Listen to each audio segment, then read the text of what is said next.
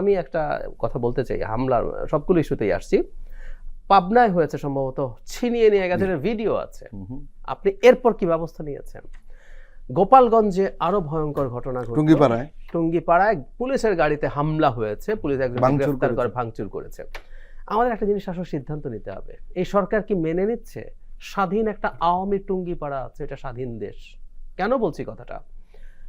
শেখ হাসিনার পতন এবং পালিয়ে যাওয়ার 7 দিনের মধ্যে ওখানে সেনাবাহিনীর উপরে হামলা হয়েছিল। এরপর স্বেচ্ছাসেবক দলের একটা মিছিলের উপরে হামলা হয়ে ওখানে একজন মারা গিয়েছিল এবং 50 জন আহত হয়েছিল গোপালগঞ্জে। এবার এই ঘটনা ঘটলো।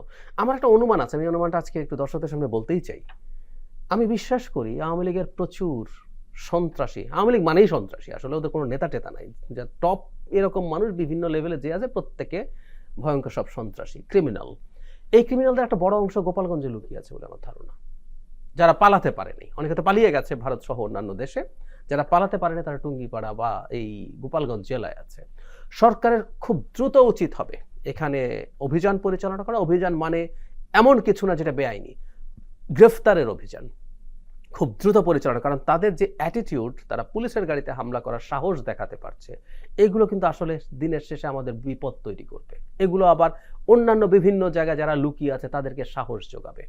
এই যে আপনি বলছিলেন আমাদের মধ্যে বিভেদ দেখা যাচ্ছে, অনেক ক্ষেত্রেই বিভেদ তৈরি হচ্ছে এবং এই বিভেদটা সংকটময় পর্যায়ে চলে যাচ্ছে। এটা যদি চলে যায় খুব স্বাভাবিকভাবে পারবে এবং আমরা হয়তো হাসাহাসি করবো, কিন্তু এইটুকু তো শুরু করেছে। ফেব্রুয়ারিতে তো তাদের কর্মসূচি আছে অফিসিয়ালি, তারা মিছিল করবে, বিক্ষোভ করবে। 18 ফেব্রুয়ারি তাদের হরতাল আছে।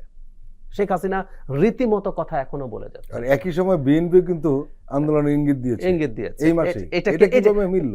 এটা মেলাচ্ছে তারা, কারণ বিএনপি বলার পরে তারা বলেছে। এবং এই যে এই টোপে আবার আমরা অনেকে পড়ছি, আমরা বিএনপির সাথে আওয়ামী ট্যাগ করে দিচ্ছি, এটা ভুল। এই করেই আসলে আমাদের দূরত্বগুলো বাড়ছে। আমরা শেখ হাসিনা পতনের পর আমাদের পলিটিক্যাল ভিউজ ভিন্ন, পলিটিক্যাল আইডিওলজি ডিফারেন্ট, আমরা ডিবেট তো করতেই হবে, নাহলে তো আমরা এক দল হয়ে যেতাম। আর শেখ হাসিনা যেহেতু পতন হয়ে গেছে, আমাদের পুরোপুরি ঐক্যবদ্ধ থাকার এখন আর কথাই ছিল না। আমরা প্রত্যেক রাজনৈতিক দল ক্ষমতায় যেতে চাই, ক্ষমতায় যাওয়ার কারণে একটা ইস্যুতে সবার এক থাকা উচিত, যেটা হলো যে স্বৈরাচারকে আশ্রয় দেওয়া যাবে না এবং সে কোনোভাবে এম্পাওয়ার্ড হতে গেলে আমরা তাকে ঠেকাবো। কিন্তু উল্টো হচ্ছে বরং জামাত ইসলাম আওয়ামী লীগের আশ্রয় দিচ্ছে। হ্যাঁ, এবং যে ক্লিন শেপ ছিল সে এখন অন্যরকম চেহারা নিয়ে জামাতে ঘোরাফেরা করছে এবং থানা থেকে জামাতের লোক উদ্ধার করছে আওয়ামী লীগ লোকদের। BNP the same. এবং খুব ভয়ঙ্কর আরো আমি যোগ করি, সবাই বিএনপি। আমি এবার তাহলে বৈষম্য বিরোধী ছাত্র আন্দোলন বা নাগরিক কমিটিকে ছাড় দেবো কেন? ঢাকায় একটা কমিশনারদের একটা মিটিং হয়েছিল, সভা হয়েছিল। সেই সভায় প্রকাশ্যে নাগরিক কমিটি ওখান থেকে বেরিয়ে আসছে আপনাদের সমালোচনা তোড়ে, করেছে তারা বেরিয়ে আসছেন, ব্লান্ডার করেছে। তারা সাহায্য চেয়েছিলেন, আমাদের দল হবে, আপনারা সাহায্য করবেন। এবং তারা বলছিলেন যারা ওই শেখ হাসিনার ওই সরকারের সাথে ওইভাবে ইনভলভ না, তাদেরকেও তারা রাখার পক্ষে পাকতে ছিল। তো সবাই তার জায়গা থেকে, আমি এটা বলতে চাইছি, আমি কাউকে আলাদা করতে চাইছি না। সবাই বিএনপির কথা বললেন, এই যে তারা নির্বাচনে যে তার জন্য এগুলো করছে, এগুলো প্রত্যেকটা খুব ক্ষতিকর। এখন আমরা এই কয়েকটা কোর জায়গায় আসলে আমাদের একমত হতে হবে। রাইট, আমরা নির্বাচনটাকে কেউ ম্যানিপুলেট করার চেষ্টা করব না। আমি ফ্যাসিবাদ বলি না, মাফিয়া যে রেজিম ছিল, যে ক্রিমিনালরা বাংলাদেশের ক্ষমতায় ছিল, সেই ক্রিমিনালদেরকে আমাদের কোনো স্বার্থে আমরা ব্যবহার করব না। এই কয়েকটা জিনিস যদি না হয় তাহলে আসলে খুবই দুঃখজনক হবে এবং আমরা দেখব ফেরত আসবে।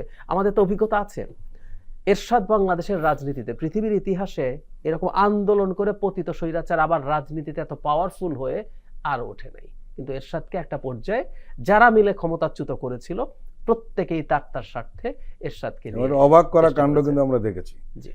ক্ষমতাচ্যুত হওয়ার পরে শেখ হাসিনার সাথে এরশাদ একই মঞ্চে বক্তব্য রাখছে, খালেদা জিয়ার সঙ্গে একই মঞ্চে বক্তব্য রাখছে। সো প্রয়োজনে তখন এরশাদকে আমরা ওইখানে একমত থাকতে পারি নাই। ঠিক একই রকম পরিস্থিতি যদি এবার হয়, এটা ডিজাস্টার। আমরা আশা করি এবং আমরা ওই যে আমাদের চাপটা আমরা বজায় রাখবো, আমরা শোরগোলটা করবো যাতে এটা কেউ কোনোভাবেই তার পলিটিক্যাল কারণে করার সাহস না করেন।